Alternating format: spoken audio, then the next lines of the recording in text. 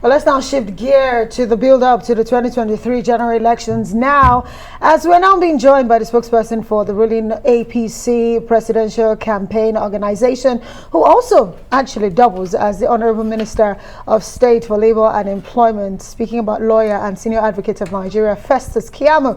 We're glad to have you here on Newsnight, Festus. Thank you for inviting me. Well, we'll have to say congratulations. I guess that's a good place to start. You know, having you been a spokesperson of this campaign organization, just how we saw you do that during President Muhammadu Buhari. But at the end of the day, now you are a 7th minister in the cabinet. Yes, we cannot talk about campaigns because that hasn't started until sometime in September. But some people are wondering how you're going to be able to combine your duties as a minister and a spokesperson of a campaign organization. Do you think there'll be any clash in between? Well, thank you for inviting me. I'll just pause for 1 minute before I answer that question to first of all use the same platform that you have provided to correct the misrepresentation that your Lagos crew did about me this morning. And I felt it was unfair that they did that. And I think they call it the morning show. They went ahead, misquoted me, unfairly criticized me about certain comments I made in another station on Friday. And I felt it was not right and that I should use this same platform. I complained to your editors. In fact, my backroom staff and crew, media school, I should not honor this interview, but I thought, no. You know, I've been a friend of the press for long and I will do that. Now, listen. I am open to criticism as a public officer. I love criticism. I welcome it because I, as a public officer, I know I must be criticized. But for journalists to criticize public officers, the first thing you do, you must have 2 things at your disposal. You must have your facts correctly. One, it's important you have your facts correctly. And again, you must also quote the person correctly. Well, now, I'll tell you. They told lies against me. First lie. I have them because I'm a lawyer, so I wrote we have lie. That video the first well, lie, yeah. So the first lie is that they said on that program on Friday in another station, I said the FG will never negotiate with ASO again. I did not say so. Okay. I did not say so. I said, after all I said, was that the chief of staff is now heading on that committee, that they have looked at the demands again, and they have also looked at the Nimi Briggs report again, and they have made a report, back to Mr. President. That's all I said. I never at one time, any time, said we have stopped negotiation. The second one is that the lie number 2 is that I said the Nigerian parents had to cough out 1.1 trillion naira. When did I say so? I never said so. And based on that false premise, they went ahead to say Nigerian officials are insensitive and all of that. If those who did Philosophy 101 in the university, that's what they call some kind of fallacies, where you use false premises to reach false conclusions. The third one is that they said that the only security that we can get in heaven, I said so, is when you die and then you go to heaven. That until you die, you will never get security. That is what I said. What did you say? I only said that the only place you cannot have a security breach is in heaven. It's a factual statement. Right. But that does not mean, to now stretch it to mean that I now said you have to die first to go to heaven before you get security. It's a factual statement. Okay, lie number 4. No, I must finish. Because they had their time. Lie number 4. They said we must accept insecurity as a fait accompli until we get to 100 years old and die and go to heaven. I never said so. I never said we must accept it as a fait accompli. I only said that we have the capacity to tackle it. I never at any point gave up hope and said there was solemn resignation in government and that there's nothing we can do again. I said there is hope, and I cited the example of the farmers' headers crisis, the Northeast crisis that we've solved, and other ones are rearing their ugly heads. That is what I said, so they must quote me correctly. And the final lie they said is that they said ASU did not ask for increases worth 1.1 trillion. One of them said so. And the person I was quoting the Nimi Briggs committee report. And as a journalist, once you are criticizing, you must read from that report. You must say, look, this is the report in front of me. So I thought it was poor journalism, but I don't want to get into any argument. As we start these campaigns, if we start, I want to call for fairness, I want to call for balance, and then we are good to go. Which is what, you know, at the end of the day, as the fourth estate of the realm, we are here to be the gatekeepers. So points taken, and thank you so much for that clarification. So let's go back to the question I'd asked you earlier on, in terms of the concerns being raised about you being able to balance your office as a minister in the federal cabinet and also as a campaign spokesperson, how you're going to be able to, you know, put that in check and no conflict in between. I think it's pretty easy to do, because first of all, don't forget that I'm a party man. And that this government was formed by the ruling party, the APC. I am a foundation member of the APC. And as such, I also have a duty to my party. From my salaries every end of the month, they take my dues and pay to the party. So I pay my dues to the party and I have a duty, you know, to serve the party. So I can juggle both very well. Today, look at the evening, I've closed from work and I'm here, you know, defending my party. So it is like some extra work for me, and I'm proud to do so. Great, and it's good that you said you're a party man, and you were also the campaign spokesperson for President Muhammadu Buhari in 2019. Absolutely. Now you're the spokesperson for Tinubu in 2023. For the party, APC Presidential Campaign Council, and for our presidential candidate. So it's for the campaign council. Indeed. What will be different from 2019 and now 2023? What would you be saying differently?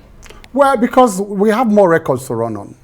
So we are going to highlight the record, more of the records. But the most important thing we are going to say now is that we have a different candidate from President Muhammadu Buhari, who has his own characteristics, who has his own personnel and all of that. So we will promote that, you know, those intrinsic qualities that he has. Of the candidate. Of the candidate himself, apart from the policies that we think he's going to improve upon, apart from the general, you know, philosophy behind our party, our progressive party, that he's going to work on.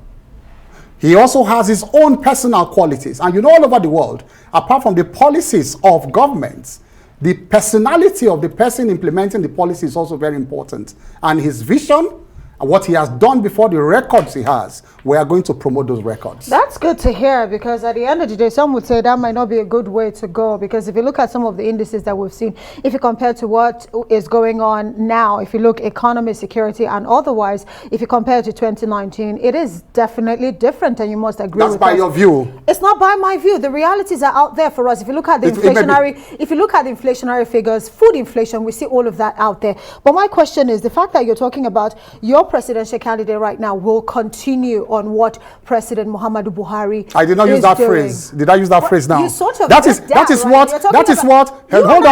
what the media has been playing and playing and playing back. We're not having a conversation. So let me correct you. We are having a conversation. No, but you just quoted me wrongly. So that's why you are here. So that's what I'm saying. So you're not okay. So what you're saying is you're not thinking about continuity in terms of. I did not say so again. So just ask me what will be done. So what are you planning to do differently? Correct. Correct. What we are going to do, I made a release. I made a release at the weekend. And listen to me carefully and don't misquote me again. Headlines tomorrow. You and I are here. I will repeat it again. There are areas where we have done exceedingly well. Rail, roads, bridges, legislative reforms, agriculture. We are proud of this record. We have done exceedingly well. Bola Ahmed Tinubu will come in. We look at what we have done, and he will seek to improve on all we have done. Those ones we have achieved tremendous success, and I've just mentioned them now. I'm going to the next one. So that's the first thing he's going to do. The second one is that there are areas where we have made significant progress in security matters. For instance, the farmers' headers crisis that we inherited, the Northeast problem that we inherited, we have been able to stem those two security challenges to a large extent. For example, in Maiduguri, El Kanemi Football Club that was then playing their matches in Bauchi, El Kanemi Football Club is back again to play their matches in Maiduguri. So those people, they are extremely happy with what President Muhammadu Buhari has done and the APC government. Bola Ahmed Tinubu will look at what we have done, those successes we have achieved in security. He will bring his own ideas to consolidate and improve upon them. The areas where new challenges have cropped up, which is banditry and kidnapping, they are work in progress. Just like people thought that the farmers' headers crisis would never end. At a point, people thought that these problems were intractable. But what we did was we were patient. we drew up a plan called the National Livestock Transformation Plan, remember? And we went in hard, and those problems are largely resolved. But we inherited those problems, take note. Now, new ones have reared their ugly heads. A government is a continuum. There's no time one government will solve all the problems and go away. These are new problems that just cropped up, and they are work in progress. If Bola Ahmed Tinubu comes, he will look at where we have reached at that time.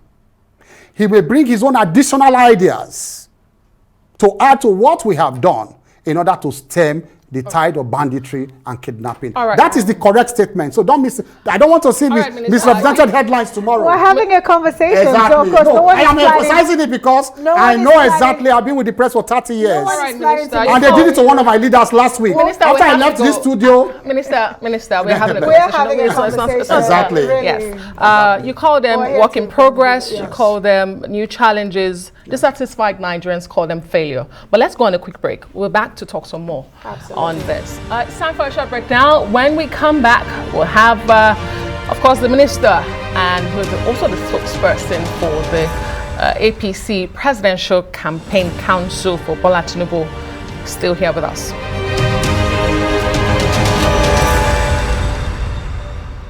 Welcome back. You're watching News Night here on the Rise News channel. We still have with us the Minister of State for Labour and Productivity, who doubles as the campaign spokesperson for the APC Presidential Campaign Council for Bola Ahmed Tinubu. Thank you so much for staying with us. Unemployment. That's Festus Keyamo. Well, Festus Keyamo, we're still having a conversation really in terms of how you're able to balance, you know, your role as a spokesperson of a campaign council and as minister. At the end of the day, let's not forget, the Muslim ticket has actually generated a lot of controversies. And other than that, we still see a lot of infightings within your party.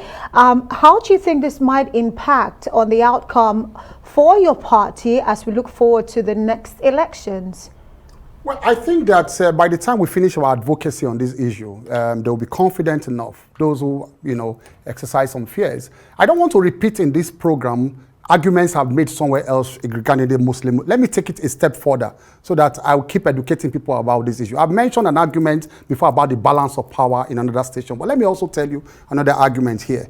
The fear really is about, oh, Nigeria will become a Muslim state or an Islamic state if you keep, you know, the number one, number two. Now, for the countries who are the Islamic states across the world, we have about 57 Islamic states, Bangladesh, Turkey, and all of that, you know, it's 57 of them. In their constitution, for you to be an Islamic state, you must put it in the constitution that this country shall be run by Islamic principles. And of course, in those constitutions, you cannot be the president except you are a Muslim.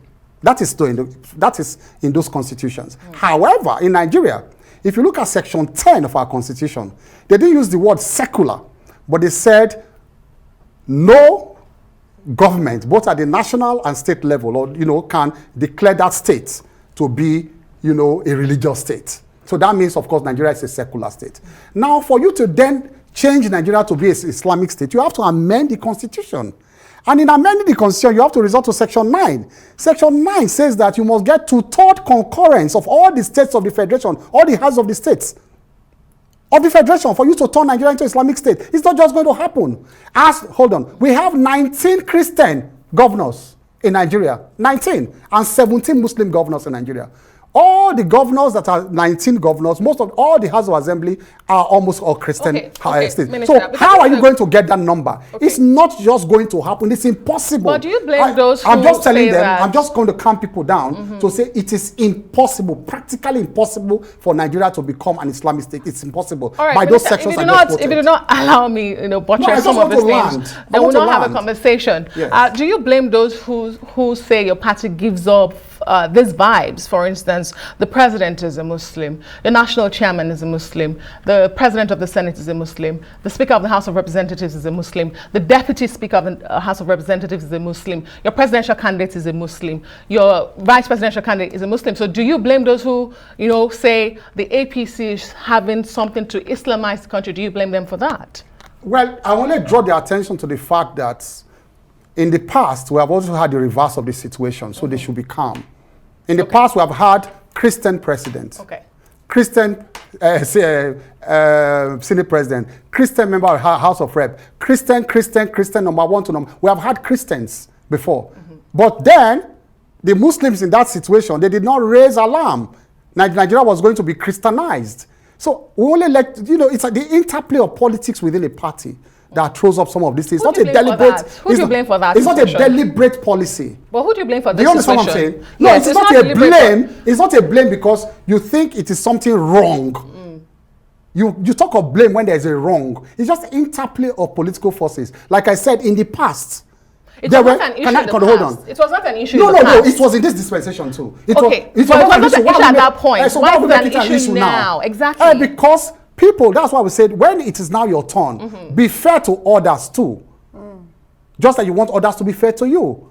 At that point, when he favored the Christians, there was no outcry from the Muslims because of interplay of forces within the party. Do you understand what I'm saying? Great. That's a great point. You talk about fairness, but at the end of the day, we see how polarized our country is when it comes to. You are the one. And even being divided. But you know what? We don't have the luxury of time, so we need to talk about other critical issues right now. You asked. But do you understand my explanation now? We definitely get your point. It's not for Nigeria. It's not for Nigeria. So when you are fair to others, others should be fair to you too. Absolutely. So that's why you're here having this conversation. Like tomorrow there may be interplay of forces. May throw up a Christian ticket. Let me explain this. I need to explain for 1 minute. Or a traditionalist. For 1 minute. No, for 1 minute. What happened now was that Muslims are not much in the South, but a person who is a Muslim candidate struggled and got the ticket of a major party from the South, a Muslim from the South, which maybe was not expected. Now, going to the North now that is predominantly Muslim, he had to pick a Muslim as if, he wanted to win elections. Now, tomorrow, let me reverse this case so that you can understand it very well. Let me reverse it. Tomorrow we have Christian minorities in the North. Now, it may be possible, just like it happened in the South, that a Christian minority in the North may muzzle his way and pick a ticket of a major party. If he now comes to the South and wants to pick a deputy from the Southeast and South, who will he pick? Right. At the end of the day, at that point, you get a Christian ticket. Do you understand now? Yeah, so if you flip it, you understand it. If you flip it. Again, it's not for us. It's for Nigeria. Yeah, but I've just explained to them now. We totally get where you're coming from. Because our constitution here did say we are a secular state. But let's talk about some other issues right now. Nigerians are wondering when your principal, your candidate, Bola Ahmed Tinubu, would actually be willing to speak to the press. Because we've seen other presidential candidates really try to rule that out. So if we get that information, that will be helpful. Be careful, but also, because we'll talk about, but also, let's marry that with the fact that we've seen, what is your principal really doing with the governor of Rivers State? Because even today, we did see, the camaraderie between the governor of Lagos State and the Rivers State governor, where we even see some commissioning of some projects. Is that a message to Nigerians that maybe there might be a switch in the days to come? Jungle the macho. Good, next question. What does that mean? So tell you that real politics, the real politics of Nigeria is different from those people who chew chewing-gum and behind keyboards. That is jungle maturing there. And when not keyboard. And when is Bola Tinubu going to speak to the press about when what campaigns he has begin? planned? When campaigns, because campaigns have not started. Okay, let's talk about some disaffection within the APC. Amaka had brought it up earlier, and how you think this will affect the campaigns. I'm not sure you answered that, so I'd like to go back to that. How are you assuaging those concerns, those voices of dissent within your party?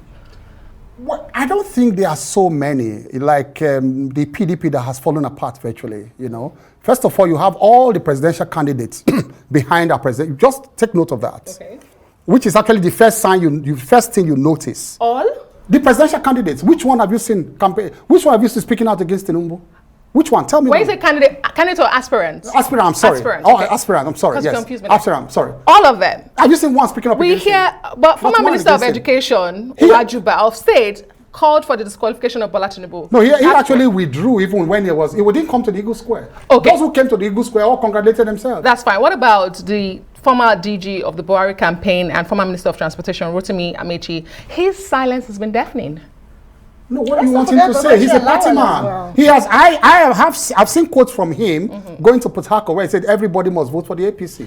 But at the end of the day, the question I did is asking you, how are you able to assuage the issues raised? Because even Babachir Lawal, I remember he was the one who picked up the form for Bola Ahmed Tinubu from the party. He's actually been quite vocal about the choice of a Muslim ticket. So the conflict resolution mechanism of the APC is what we're trying to find out, and how you're able to calm off frayed nerves ahead of the elections.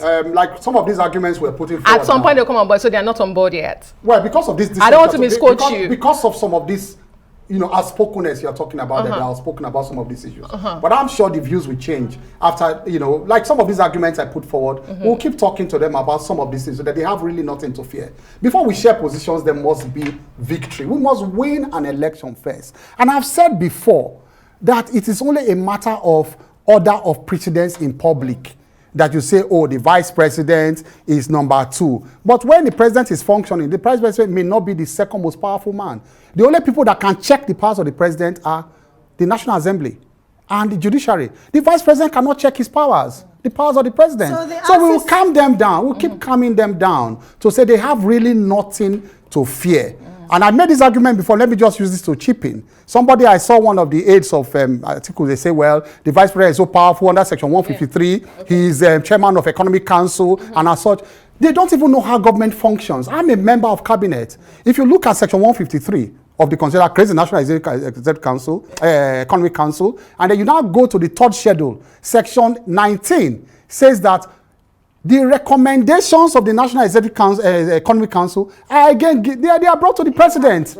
Okay. They are just advisory. It's an advisory body. So they have no powers to take final decision. It's only Yemi Osinbajo, our good Yemi Osinbajo, that has acted as president. So I can confidently say he even has more experience than Atiku Abubakar. Atiku Abubakar was not given powers 1 minute. Well, it's not about 1 minute he was not given. So he cannot, I want to repeat it on this program. He was not given powers 1 minute. He was distrusted by his boss. He was most belligerent. He was the most disloyal vice president we've ever had. And so he has no experience.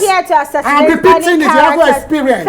No, I'm fact. It's a matter of fact. Okay, so at the end of the day, it's not about Atiku Abubakar or the PDP. No, at the end of the day, you talked about the vice president, Osinbajo. Yes. Can you confirm to us that Osinbajo and Bola Ahmed Tinubu have now finally settled? And also ASU, the way forward in terms of the strike that has been lingering for more than 5 months now? They're taking the report on ASU to Mr. President again. I've said it. Somebody yourself, people said we have stopped negotiating. No, the president looked at, set up another small committee again, and they have taken the report back to him. But I'm saying as we are finding the way out of it. I will repeat it again. We never talk down on ASU, take notes. We never abuse them, take notes. We are only appealing. So I don't know why all these headlines I'm seeing, oh, it is insensitive. We say back ASU. So a minister is saying appeal to them that whilst these negotiations are going on, please go back to classes. We have not clamped down on them. The president has respected human rights to the end. Let me tell you a secret today. I'll put it on this program, everybody know. For the past 3 years, another association of university teachers, they have met all the requirements for registration. They are there, Ministry of Labour, CONWA, Conference of Nigerian University Teachers. We have not registered them. We just respect ASU. We don't want to be seen as the one breaking ASU. But the solution is there. Because the other university lecturers are not with them. CONWA. They refused. They said if we register them today, they're going back to classes. Well, Connor was also on this program. They are there. And Minister, they are speaking with us. They did say there are issues in the university sector. Yeah, but they are prepared to go back. They are prepared to go back. They're also giving their own refuse to register them. Take note. Right. Okay. So the first question I'd asked you about Bola Ahmed Tinubu and the vice president, have they finally settled? Can you confirm that to us? There was no quarrel. You think? You took settlement because there must be a quarrel. There was no quarrel. So you saw them embracing after the primaries. And then you saw Bola Tinubu in his house the next day. Did you see any quarrel? Did you hear of any quarrel? We are not a PDP. It's a united, strong house. And why you said the jungle will mature. Time will tell. Time will tell. But Honorable Minister, yes. It's a Keyamo versus a Dino Melaye in the PDP. Are we likely to see issue-based campaign without personality clashes? You don't want me to comment on that now. You see, listen. This is not comedy. This is not comedy. This is not theatrics. Look, let me just say this comment. Let me make this. Give me 30 seconds. Okay. As a senior advocate and active practitioner, I represented some of the best musicians in Nigeria and the best comedians in Nigeria. Wizkid, Burna Boy, P Square, Chidinma. I'm calling names. Some of the best. And I've been their lawyer. I nurtured them. I'm proud of who they have become. Mr. Macaroni, I saw him through school. He was to be expelled. He was my friend. These are wonderful boys who are doing well in their career. I promised Dino, when I leave office, I will nurture his career as a comedian and musician. Because he didn't come to me, that's why. That's the problem. If he comes to me, I will nurture him like I nurtured others. But I promise, that is when they declare Bola Tinubu winner, Asiwaju winner. I want to go back to my practice. I just want to land there, declare there, I won't go back. I miss the courts.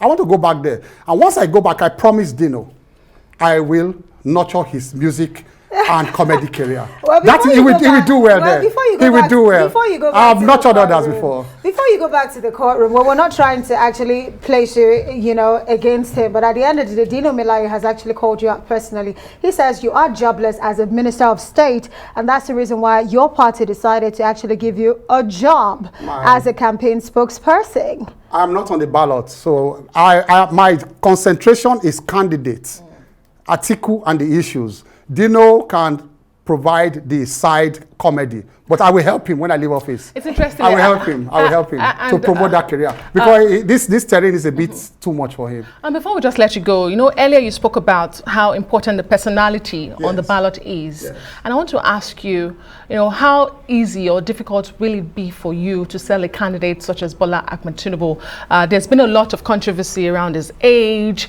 around, the old coming back to power, time to give way for the new, his source of wealth and all of that. How easy a job is it for you? First governor in Nigeria to promote the single treasury accounts. The federal government learns from Lagos. It's not the other way around. First governor to start to hold the economic summit to bring in brains on how to develop Lagos. First governor to take development to the grassroots by forming extra 37 extra development councils. And that is why Lagos is what it is today.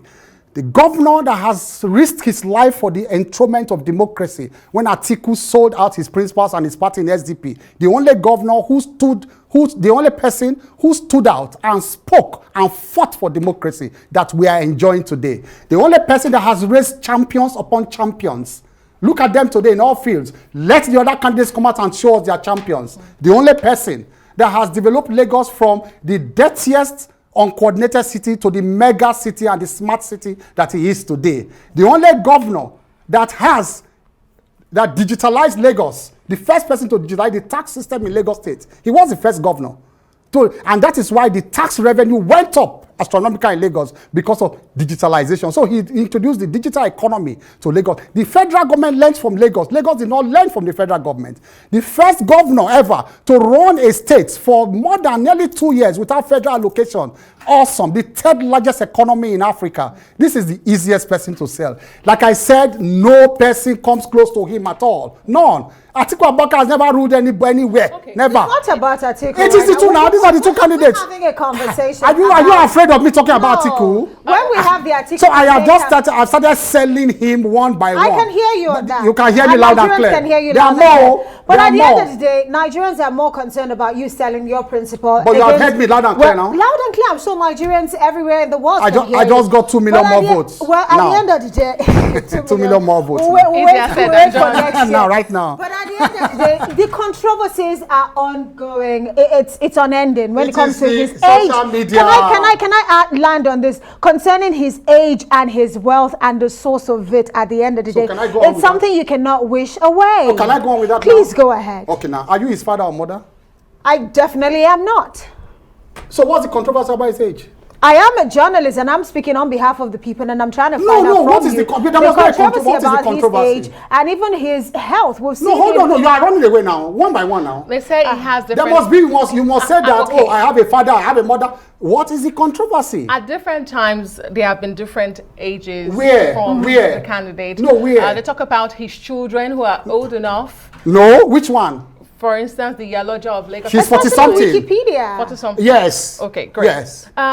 when you say... No, Wikipedia has been edited over and over, and it was shut down by Wikipedia. So it was mischievous for doing that. How old is he? So you can see now that he's 70. 70? Yes. Your candidate is 70. Okay, yes. I want to hold on. We are going to the next one now. Yeah. We have settled that there's nowhere there was a 2 certificate, 2 affidavit, 2 anything. I'll put that to rest today. Let's go to the next one. But even at the screening of the presidential candidate, I do remember a party member, a member of the APC, did bring a petition before the screening committee about his credentials. No, forget that. We're talking of age. Have you settled age? You have said he's 70 years. Fine. So his credentials. What's the credential? Do you think that's a controversy or not? The Chicago State University have written that he went there and he graduated with what was equivalent to a first class. Okay. What's the controversy there? Okay. What you say? Let me also tell you something that the younger ones don't know. Let me tell you something that somebody don't know. They said, what is the primary school upon which somebody can attend before he goes to secondary school? For the younger ones, we want to let them know that that is a virtue, not a vice. In those days, great men today, they wrote GC from home.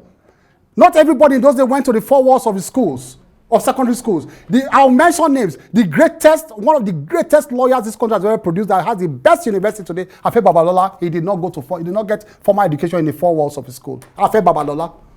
Right. Great men all over the world. So it is a virtue, not a vice. I want to tell you that. So that's done and dusted. Next one. The controversies are unending because but I'm resolving them one by one. I'm resolving them one by one. You are the one playing it all. I'm giving you answers. Festus, we're having a conversation. No, but I'm telling you that you are the one playing it all. Really. Because people, let me tell you there, people just take stories out of social media and regurgitate them on networks like this. Regurgitating on social media. We're not talking about social media reports. No, most of this is social media. In 1999, when he was running, the certificates that he dropped and right now, and the forms that he did submit right now to run for president, the certificates, there's discrepancies there that have been noticed. Chicago State University. That wasn't submitted in 1999. Okay. Which one did he submit? Where's the primary? I just explained that to you now. You're confirming to us that he didn't go to a primary school. Is that what you're saying? He did not reveal it, but I'm just telling you that he did not reveal it. But I'm telling you that in those days, you don't have to go. You don't have to. They read and pass GC from home. Great men do. And secondary school? Great men. Yeah, that's secondary school. That's GC now. Yeah. Yes, they pass it from home. Okay. Or they pass it from home? Yes, great men do. Okay. And it's a part of it is fact. It is one of the virtues that you use to know great men. So that they read, that they don't go to school, that they read from home. They read and dug in and burnt the midnight oil from home. Okay, we are almost running out of time, Honorable Minister. So you can confirm that Bola Tinubu does have certificates for his primary, secondary, university. Is that what you're saying? Yes, no? He has. Yes. When you say this election is about Bola Tinubu and Atiku, are you discarding the other political parties? Are you discarding the other candidates such as Peter Obi of the Labour Party, a Kwankwanso of the NNPP, and the others? They brought color into the campaign. So I must admit to them, and I praise what they are doing. They have raised some consciousness among the electorates and all that. But like I said in another program, outside the Southeast, Peter Obi is a carpetbagger outside the Southeast. And we also suspect he may just be a Trojan horse for Atiku Abubakar. And so we want to warn his supporters that he may be leading them to nowhere. Right, and of course there are fears that have been raised right now in terms of the fact that we might see a runoff elections for the first time here in Nigeria. We will not see a runoff. Really, how can you guarantee that? Our demography, I want you to call me a week, put in your diary a week to elections. I don't want to reveal the demography now. We have done our demography. We are not resting our hours, we're not going to sleep. Asiwaju Bola Ahmed Tinubu is far ahead of the other candidates. So you think Peter Obi and the Kwankwasos, the thought force, you don't think they would actually scratch even the two main They will do well, and I praise them for raising the consciousness of it. But they're nothing to worry about, you think? Well, for some areas, yes, for some areas, they are candidates, and I don't want to run them down on air, but like I said, we have done our demography, and it is between Asiwaju and a distant second Atiku Abubakar. Well, as you can see, Peter Obi is garnering thousands in their numbers of new supporters and the young demography. So we wonder the demography you're talking about, you don't want to reveal. The young ones are also from other parts of the country. They only live from the south and the southeast. The young ones are also in the rural areas. Those ones. So when you assume that 10 million young people just registered, we are sharing it between APC, PDP, and other parties. It's not for one person. It's not just about the South, Festus Keyamo. You are making comments now. You are betraying yourself. You are betraying yourself. Festus Keyamo. You are betraying yourself. Would have to say thank you so much for joining us. We'll call you a week to the election. We will. Yes, we definitely will. And hopefully we'll get your candidate on this network as soon as possible. When he speaks. Well, thank you, Festus Keyamo, for joining us tonight on the program.